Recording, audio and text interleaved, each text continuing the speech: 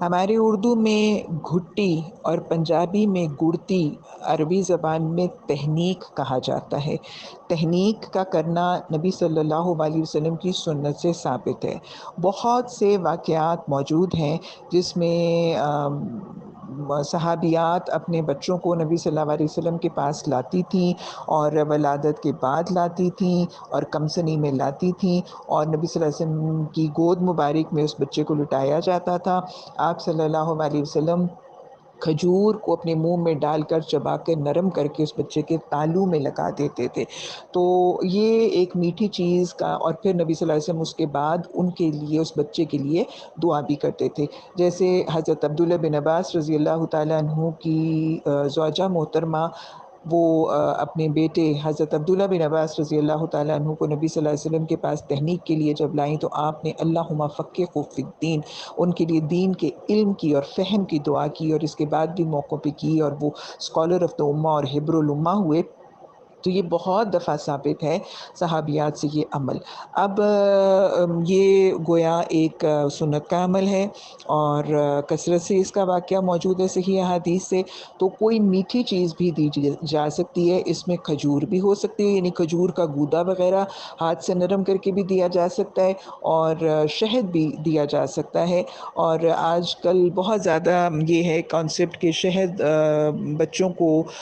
نیونیٹس کو first year after in the first year of their life شہد وغیرہ سے میڈیکلی اور سائنٹیفکلی منع کیا جاتا ہے، اور کہا کہ دیا جاتا ہے اس لیے کہ گھٹی میں بھی نہ دیا جائے۔ اب وہ جو ایک دو قطرہ شہد کا اگر گھٹی میں دے دیا جائے گا to make it more easy کہ کوئی میٹھی چیز دینی ہے، کیونکہ کھجور وغیرہ کئی دفعہ جو اویلیبل ہوتی ہے وہ بہت سخت ہوتی ہے، اور منہ میں چبانے سے اس بندے کی انفیکشن، یہ جو لعاب دہن کا داخل کرنا ہے،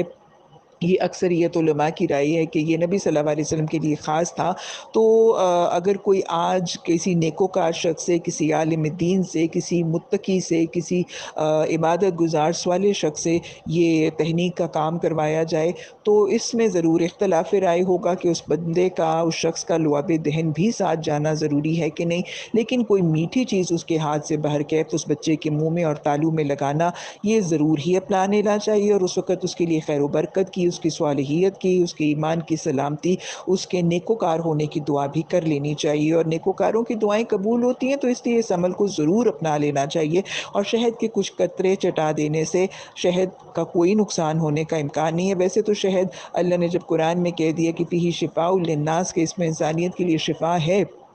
تو بچوں کو دے دینے میں بھی کوئی قباحت نہیں ہے۔ لیکن بہر کیف گھٹی کی شکل میں اگر شہد دیا جائے یا کھجور کا گودا وغیرہ نرم کر کے دے دیا جائے تو یہ نبی صلی اللہ علیہ وسلم کی عین سنت سے ثابت ہے۔ اور یہ doesn't have to be the very first thing which the child takes. جیسے آج نرسریز میں یا خدا نخواستہ بچے پری ٹرم ہوتے ہیں، اور پھر وہ نیونیٹل آئی سی یوز میں ہوتے ہیں بچے، تو وہ جب بچہ ماں کے پاس آئے اور جب بچہ اقارب کے پاس آئے تو اس وقت بھی وہ عمل اپنایا جا سکتا ہے۔ لیکن جو بچے شروع میں ہی ماں باپ کے پاس آ جاتے ہیں تو اس کو جیسے جلدی دے دیا جائے، let it be the first diet جو بچہ لیتا ہے۔ اور ویسے بھی اس میں بہت حکمت ہے،